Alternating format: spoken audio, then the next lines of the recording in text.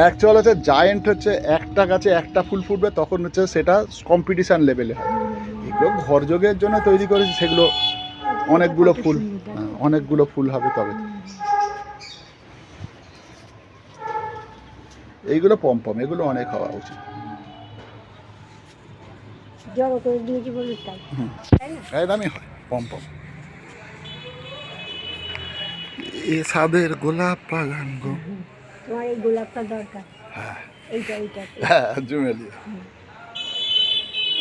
বলে এটাই বাড়ি যখন যাবো